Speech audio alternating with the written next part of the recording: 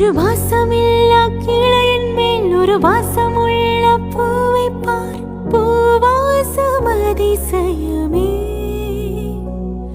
அலை கடல் தந்த மேகத்தில் சிறு துளி கூட உப்பில்லை. மழை நீரும் அதிசயமே.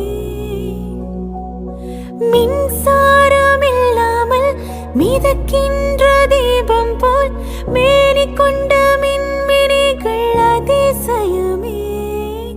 உடலுக்குள் எங்கே உயிருள்ளதென்பதும் உயிருக்குள் காதல் எங்குள்ளதென்பதும் நினைத்தால் நினைத்தால் அதிசயமே.